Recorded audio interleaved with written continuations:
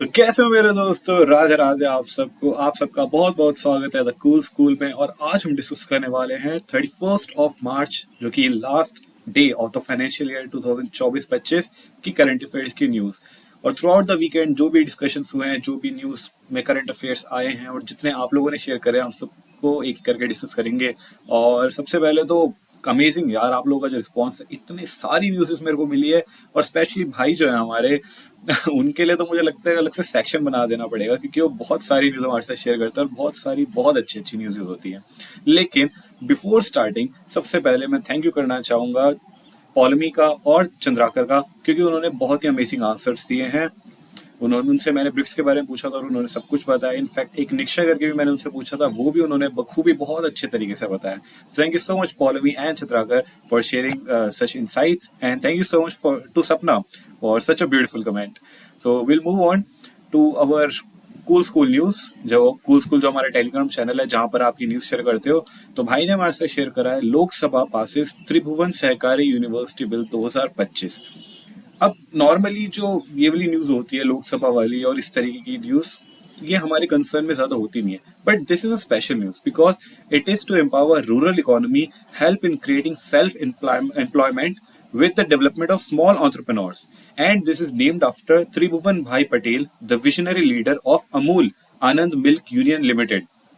अब एक और चीज जो इसमें इंपॉर्टेंट है वो ये है कि Institute of Rural Management Anand will be renamed as Tribhuvan Sahkari University. अब कोई नई यूनिवर्सिटी नहीं बन रही है, बट ऑलरेडी जो इंस्टीट्यूट ऑफ रूरल मैनेजमेंट था आनंद में गुजरात में, उसी का ही नाम चेंज हो रहा है और उसी को ही अब त्रिभुवन सहकारी यूनिवर्सिटी बुलाया जाएगा। जिस तरीके से एक NITIE करके जो कॉलेज था MBA वाला, उसको IIM मुंबई बना दिया गया था अभी रिसेंटली। नेक्स्ट न्यूज की तरफ चलते हैं। So former Enforcement Directorate chief Sanjay Kumar Mishra sir has been appointed full time has been appointed as the Economic Advisory Council to the Prime Minister as a full time member। तो ये एक बहुत ज्यादा important news बन जाती है, ठीक है। इसको हम हाईलाइट भी कर देते हैं। Then Parliament passed the Banking Law Amendment Bill 2024, which allow bank holders and locker holders to have up to 4 nominees। अभी तक सिर्फ एक ही नॉमिनी हुआ करता था अगर आप लॉकर लेते या फिर अगर आप ना वो करते हैं, बैंक अकाउंट ओपन करते हैं। बट नाउ अब आप 4 नॉमिनीज तक उसको रजिस्टर कर सकते हो अपने बैंक अकाउंट के साथ या फिर लॉकर अकाउंट्स के साथ। अब जब बात होती है नॉमिनीज की, तो नॉमिनी उसको रखा जाता है ना, वो वारिस होता है कि अगर कोई मिसहैपनिंग हो जाती है आपके साथ, तो आपके बाद आपके उस नॉमिनी को जो भी उसमें आपका लिंक्ड चीज है वो आप उसको मिल जाएगी, बीट लॉकर के अंदर जो भी सामान है या बीट आपके अकाउंट में जितने पैसे हैं। अब नॉमिनी का कंसेप्ट होता है ये। अब अगर 4 नॉमिनी आ जाएंगे तो यहाँ पर तो विवाद हो जाएगा कि किसको मिलेगा। तो इसके लिए गवर्नमेंट ने इस बिल के अंदर बहुत ही अच्छी तरीके से 2 पॉइंट्स रखे हैं। एक पॉइंट तो ये है कि या तो आप 4 नॉमिनीज अगर रख रहे हो तो उनको प्रायोरिटी दो, कि अगर आपके साथ कुछ मिसहैपनिंग हो जाती है तो फर्स्ट नंबर पे जो नॉमिनी है, फर्स्ट प्रेफरेंस पे उसको सब कुछ मिलेगा। अगर वो भी उसकी भी डेथ हो जाती है, मान लो कि कार एक्सीडेंट में जा रहे हो और दोनों कार एक्सीडेंट में आप और आपके नॉमिनी दोनों साथ में हो, आप दोनों अगर डेथ में मर जाते हो तो सेकंड नॉमिनी को मिलेगा। And like wise apart from that, आप उनमें जो उनका शेयर है वो डिवाइड कर सकते हो कि 4 नॉमिनी है तो चारों को 25-25-25-25% का शेयर मिलेगा। आपके पास अगर 1 लाख रुपए आपके बैंक अकाउंट में, तो आपके पास जो चारों नॉमिनीज है उनको 25,000 ईच मिलेगा। ये है। और अभी ये अप्लाई हुआ नहीं है, अभी होने वाला है, ठीक है। मतलब अभी ऑब्वियसली अब इतने सारे हमारे पास बैंक्स हैं, सबका काम करने का तरीका अलग है, सबके सॉफ्टवेयर, सबका कोर बैंकिंग सॉल्यूशन जो है सबका अलग अलग है, तो उसमें इंप्लीमेंट होने में थोड़ा सा टाइम लगेगा। Okay. This aims to reduce unclaimed deposits. Now you must be knowing about unclaimed deposits कि अगर कोई भी अमाउंट 10 साल से क्लेम ना हुआ हो किसी भी बैंक अकाउंट में, तो उसको अनक्लेम्ड डिपॉजिट बोलते हैं। और वो ट्रांसफर होता है depositors education and awareness fund DEAF, वो होता है RBI के पास। तो अगर कोई 10 साल बाद आपके बैंक में आता है और बोलता है कि मैंने 10 साल पहले कुछ पैसे जमा कराए थे, अब वो मुझे वापस चाहिए, मेरे को एकदम से याद आ गया, तो वो वाला पैसा जो बैंक को पहले RBI से क्लेम करना पड़ेगा, फिर ही वो आगे दे पाएगा। सो इसके अंदर नॉर्मली क्या होता है, अब अनक्लेम डिपॉजिट है वो गवर्नमेंट भी अपने हिसाब से यूज नहीं कर सकती है।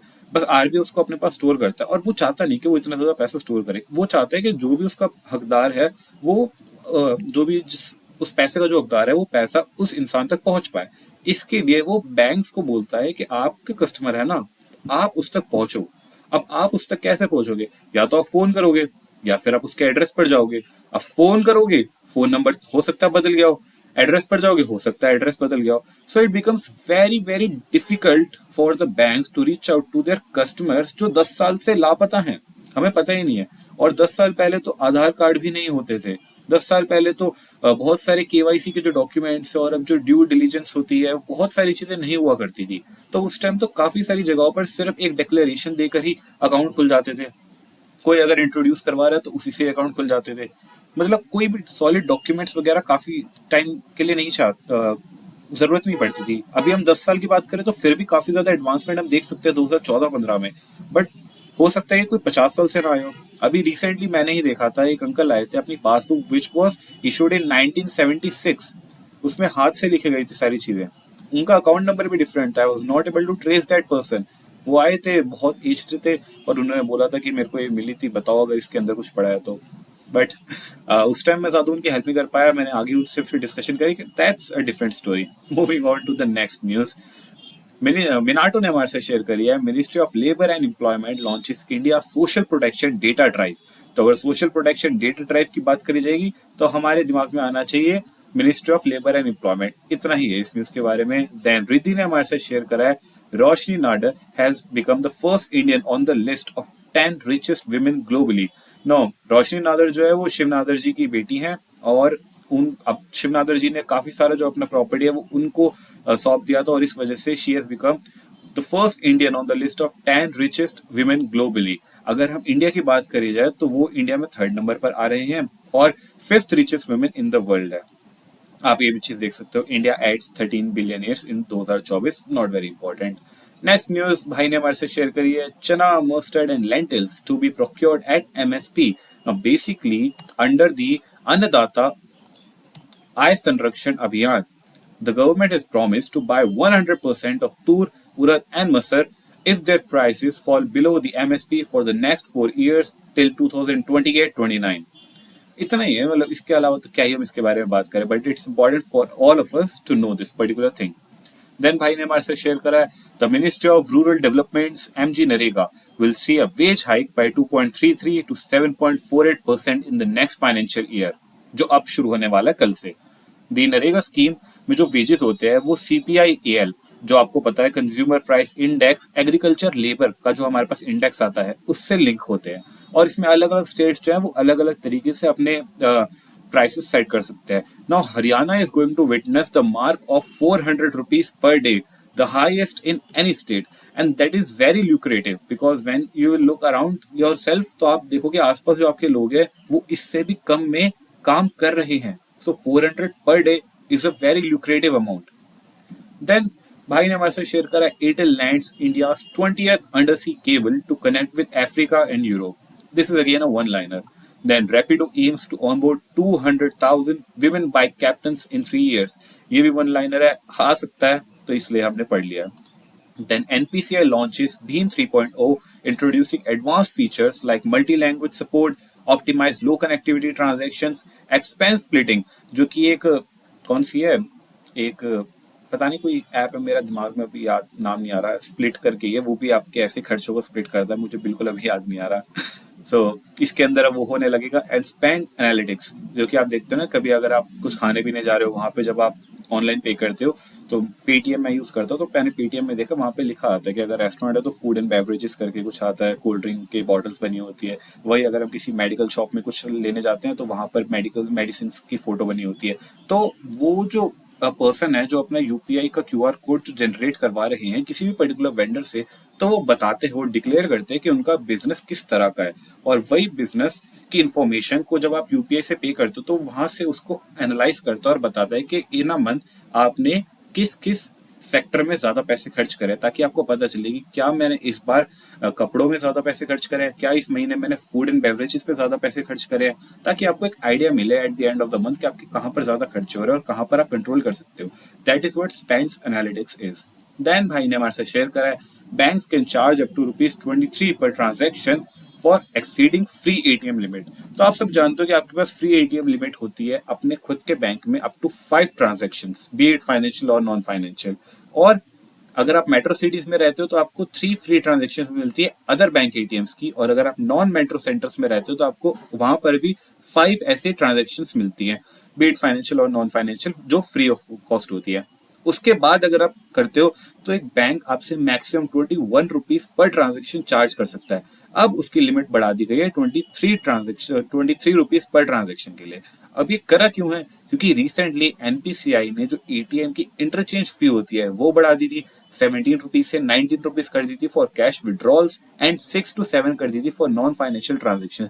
जैसे अगर आप अपना बैलेंस इंक्वायरी करना चाहते हो, अगर आप अपना पिन चेंज करना चाहते हो, कोई भी तरीके की ऐसी ट्रांजेक्शन एटीएम से अपार्ट फ्रॉम कैश विड्रॉल्स, तो ये वाली जो फी होती है वो एक बैंक दूसरे बैंक को पे करता है। फॉर एग्जाम्पल कि अगर आपके पास एसबीआई का कार्ड है और अगर आप उसमें से बैलेंस चेक करने के लिए कोटक के एटीएम में जा गए हो, तो एसबीआई जो है वो हर एक ट्रांजेक्शन पर कोटक को पैसे देगा कि thank you so much for letting our customer to use your ATM.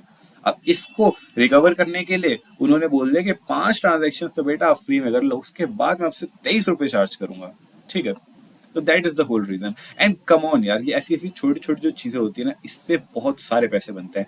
आपने पता नहीं वो मूवी देखी है नहीं देखी, शाहिद कपूर की और यामी गौतम की, जो मीटर गुल बत्ती गुल मीटर चालू ऐसी कुछ करके ही है मूवी का नाम। उसके अंदर वो एक बहुत बढ़िया क्लेम करता है, जो इलेक्ट्रिसिटी वाले होते हैं, बिजली वाले होते हैं, वो एक छोटी सी रेड कलर की डॉट होती है और वो बहुत ही इनसिग्निफिकेंट सी होती है हमें लगता है, बट वो उसी से ही करोड़ों रुपए का रेवेन्यू कर लेते हैं by adding it to the consumers bill, जिसका कोई यूज भी नहीं होता है। छोटी छोटी चीजों से ना, डोरेमोन का एपिसोड था जिसमें उसने बताया था कि देखो एक गैजेट होता था जिसके अंदर वो बोलते थे नोबिता को कि अगर आप इसमें 100 रुपए जमा करोगे तो हर घंटे आपको 1 रुपए मिलेगा, 1 या 10% का इंटरेस्ट होता था। तो वो बोलता था कि यार क्या यार, 1 घंटे में सिर्फ 1 रुपए मिलेगा अगर मैं 10 रुपए रखूंगा। तो फिर वो उसे समझाते हैं कि बेटा बूंद बूंद से सागर बनता है। तो डोरेमोन की जो सिखाई हुई चीज थी, बूंद बूंद से सागर बनता है, आज वो यहाँ पर सामने आएगी और हमें बताएगी किस तरीके से ऐसी छोटी छोटी इनकम से बहुत बड़ी इनकम जनरेट हो जाती है बैंक्स की। क्योंकि अभी तक बहुत सारे लोग आप में से यही सोच रहे होंगे कि बैंक का बिजनेस तो यही होता है कि हाँ भाई डिपॉजिट्स लो और लोन्स एंड एडवांसेस दो और उसके बीच में जो स्प्रेड होता है वही बैंक की इनकम होती है। अगर आप सोचो कि इतना ही अगर इनकम होता तो क्या उसके बेसिस पर वो इतना बड़ा इकोसिस्टम बना सकते थे कि वो आपको यूपीआई ट्रांजेक्शन भी फ्री ऑफ कॉस्ट दे रहे हैं, वो आपकी कितनी सारी सुविधाएं दे रहे हैं, आपको पासबुक दे रहे हैं, एटीएम कार्ड का भी नॉमिनल चार्ज कर रहे हैं, फिर आपको चेकबुक भी दे रहे हैं और आपको इतना बढ़िया इंफ्रास्ट्रक्चर दे रहे हैं, ऑनलाइन इंटरनेट बैंकिंग दे रहे हैं, ये सब आपको दे रहे हैं। और इसका पैसा वैसे नहीं कर रहे, सिर्फ स्प्रेड में से जो लोन्स एंड एडवांसेस का जो इंटरेस्ट वो चार्ज कर रहा है और डिपॉजिट पे जो इंटरेस्ट दे रहा है उसके बीच में से बहुत सारी चीजें होती हैं। थोड़ा आपको अब दिमाग ज्यादा खोलना पड़ेगा। वो ट्रेजरी डिपार्टमेंट होता है जो आपके सारे डिपॉजिट्स को अलग अलग जगहों पर इन्वेस्ट करता है, जहां से आप और भी ज्यादा पैसे इकट्ठा, जहां से आप और भी ज्यादा इंटरेस्ट गेन कर सकते हो as a bank. Apart from that, अगर उसको रेट ऑफ इंटरेस्ट जो लोन पर वो चार्ज करता है फॉर एग्जांपल 10%, और अगर आपको जो सेविंग अकाउंट में देता है 2 या 3%, तो जो 7% का स्ट्रेच है, अगर वो उसको इतना कमाना है तो वो एफडीआर क्यों दे रहा है 6-7% के इंटरेस्ट पर? अपना जो इंटरेस्ट का मार्जिन है वो कम क्यों कर रहा है, जो मार्जिन ऑफ इंटरेस्ट है वो इसलिए तो कर रहा है क्योंकि जब आपको फिक्स डिपॉजिट आपको बैंक एज अ बैंक आपको मिलता है तो यू आर श्योर कि ये फिक्स डिपॉजिट है, ये इतने पर्टिकुलर टाइम पीरियड के अंदर वो मेरे पास ही रहेगा, कस्टमर वापस नहीं लेगा। डिमांड डिपॉजिट तो कभी भी ले सकता है, that is volatile. Fix deposit is comparatively less volatile. अब इस वाले डिपॉजिट को मैं आगे किसी भी इंटरनेशनल मार्केट में इन्वेस्ट कर सकता हूँ उतने पीरियड के लिए और उस हिसाब से मुझे श्योरिटी के साथ अच्छा इंटरेस्ट मिल जाएगा। तो जब वो आपके पास एक कॉन्फिडेंस होता है कि यार ये वाला पैसा तो अब मेरा ही है, इतने टाइम पीरियड के लिए कस्टमर वापस ही मांगेगा, तो आप उसको और अच्छी जगह इन्वेस्ट कर सकते हो। अब जब आपको ज्यादा इंटरेस्ट मिल रहा है तो आप कस्टमर को भी तो थोड़ा इंटरेस्ट दोगे ना, और जब तक कस्टमर को इंटरेस्ट नहीं दोगे तो आपको एफडी क्यों देगा? तो ये सारा जो इकोसिस्टम होता है ना, बड़े सारे अलग अलग तरीके होते हैं जिसकी वजह से एक बैंक या कोई भी ऑर्गेनाइजेशन प्रॉफिट अपना इंश्योर करती है। सिर्फ छोटी मोटी चीजें नहीं होती कि हाँ भाई डिपॉजिट दे दिया और लोन ले लिया तो उसके बीच में जो चीज है वही बैंक का प्रॉफिट होता है। तो ये था सारी चीजें समझाने का point. Then moving on to the next thing, भाई एन चंद्रगार ने हमारे साथ शेयर करा है कि IBA Indian Banks Association has selected SBI chief C.S. Shetty sir as the new chairman of Indian Banks Association। तो ये मैंने 2 बार पता नहीं क्यों लिख दिया है। अब उसके सबसे डिप्यूटी चेयरमैन के बारे में भी देख लेते हैं। तो यूनियन बैंक ऑफ इंडिया की ए मनी मैकलाइम है, पंजाब एंड सिंध बैंक्स के स्वरूप Kumar Saha sir, and bank of Bahrain and Kuwait के माधव नायर सर। इसके अलावा इंडियन बैंक एसोसिएशन के जो सीईओ हैं वो पंजाब नेशनल बैंक के अतुल कुमार गोयल सर हैं। तो ये वाली चीज़ें भी आपको एक पता होना चाहिए, क्योंकि ये आ सकता है, क्योंकि अब एसबीआई का एग्जाम आ रहा है, तो ये वाली चीज़ तो बहुत ज़्यादा ऑब्वियस बन जाती है। देन भाई ने हमारे साथ शेयर करा है Ministry of Defence inks biggest ever deal with Hindustan Aeronautics Limited for supply of 156 light combat helicopters at 62,700 crore हुआ है। वरना इतने में तो क्या ही आ रहा है, इतने में तो आजकल एक स्कूटी भी नहीं आती है। These copters can operate over 5,000 meters. Next news, ONGC NTPC green, ये भी जरूर भाई ने हमारे साथ शेयर करी हुई है। बोले यार, इतने सारे बार भाई ने हमारे साथ शेयर करे, भाव भाव नहीं, पता नहीं वो महाराष्ट्र से है या नहीं। ओएनजीसी एनटीपीसी ग्रीन, आपने रिसेंटली देखा होगा ओएनजीसी और एनटीपीसी का जॉइंट वेंचर बना है और उसमें 50-50 दोनों का पार्टनरशिप भी है। उनका जो एक ग्रीन वाला इनिशिएटिव है joint venture ONGC NTPC green has completed acquisition of 100% equity stake in Ayana renewable power. That's it. Moving on to the next, Riddhi ने हमारे साथ शेयर करा है forex reserves rise for third week jump to $658 billion. Now it's very important for us to keep up with these numbers, not to remember them, but only to make sure कि हमें एक idea हो, ताकि कोई मुझसे पूछे कि अगर फॉरेक्स रिजर्व कितना है आरबीआई का, तो मैं ये ना बोलूँ कि वो $100 बिलियन है। अराउंड $650 बिलियन के हमेशा आप चलना, इतना ही होगा।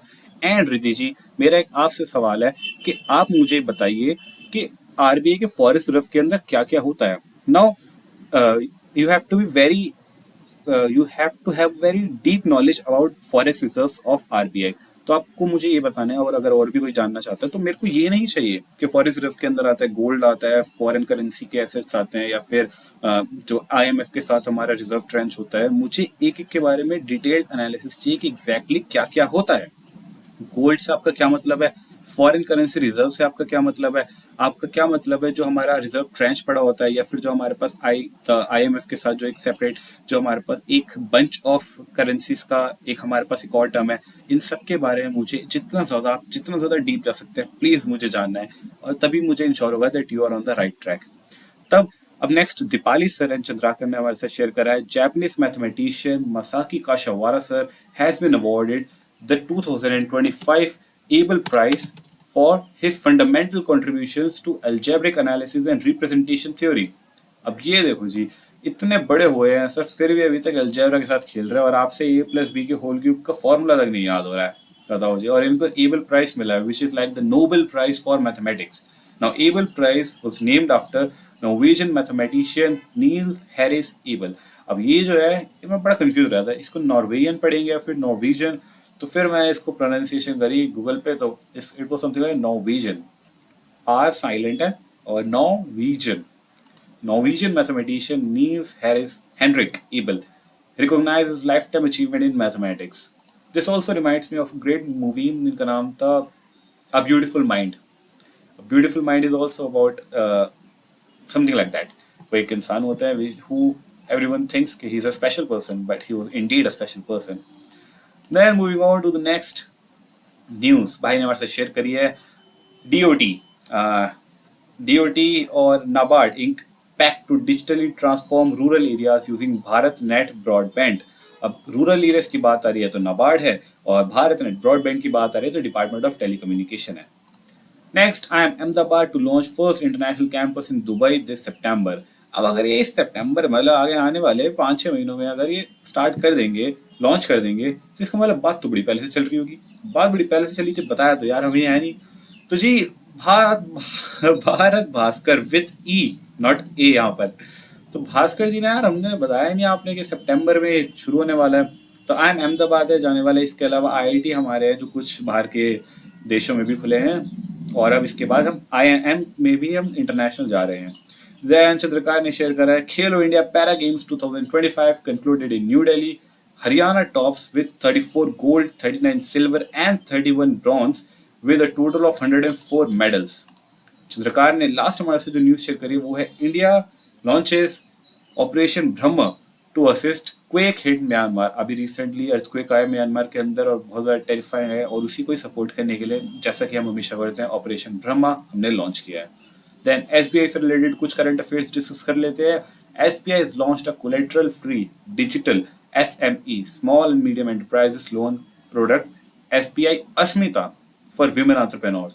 SBI has decided to divest its entire 17.8 stake in Geo Payments Bank.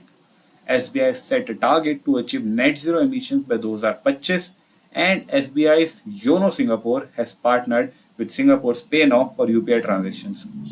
दो चार न्यूज़ है, इनमें से अगर एक भी आ गई तो बहुत ज़्यादा अमेजिंग हो जाएगा हमारे लिए. Now moving on to the PIB section, क्योंकि न्यूज़पेपर में तो आपने कुछ छोड़ा ही नहीं है, सब कुछ आपने कवर कर दिया है. तो एक बार पीआईबी पर भी नजर मार देते हैं. Before moving on to the PIB, I really want कि आप लोग जैसे न्यूज़पेपर शेयर करते हो वैसे ही आप, मैंने ये चीज़ मिस करी है कि आप जो वो है पीआईबी का सेक्शन है वो आप लोग टच नहीं कर रहे हो. तो पीआईबी मैं एक बार आपको बता देता हूँ कि उसको किस तरीके से इनिशिएट करते हैं. So just give me 1 minute.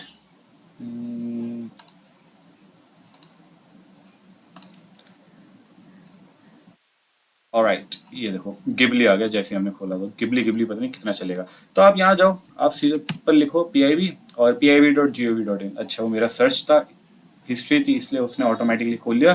तो आप पीआईबी भी सर्च करोगे, ये वाली वेबसाइट खुल जाएगी. आपने जाना है प्रेस रिलीजेस में और यहाँ पे जाना है ऑल प्रेस रिलीजेस. यहाँ पर जब आप जाएंगे तो आज की डेट की जो भी न्यूज़ है वो आपको सारी मिल जाएंगी यहाँ पर.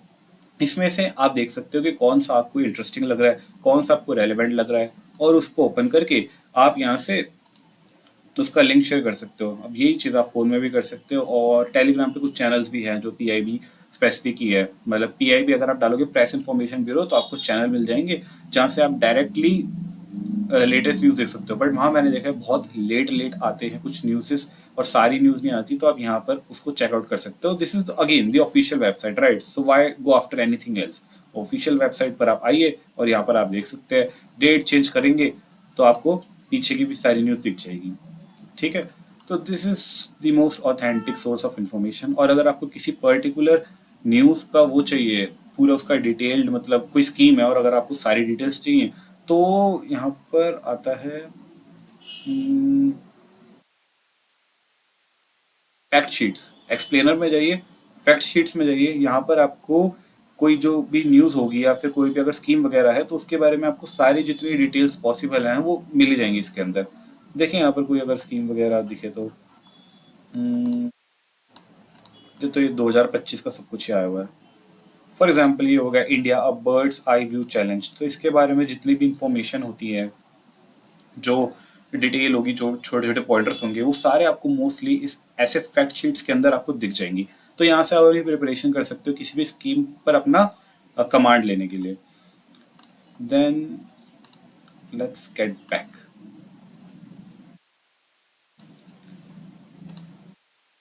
So the government has announced the establishment of second national gene bank at Indian Council of Agriculture Research, National Bureau of Plant Genetic Resources at New Delhi to conserve 10 lakh crop germplasm. Basically हमने आपको याद है ना कि बात करी थी किस तरीके से ये जो हमारे जीन्स है, जो हमारे फूड्स वगैरह, फूड जो बनता है प्लांट से, तो वो सस्टेनेबल अभी तो है, अभी हम खाते हैं, बहुत अच्छी चीज़ है. बट ऐसा डर है कि आने वाले टाइम में ये सारी चीज़ें लुप्त हो जाएंगी और फ्यूचर जनरेशन के लिए कोई ढंग की चीज़ बचेगी नहीं प्लांट्स वाली. तो इसलिए इन जर्म्स को कंजर्व, इनके जीन्स को कंजर्व करने के लिए ये बेसिकली जीन बैंक बने हैं.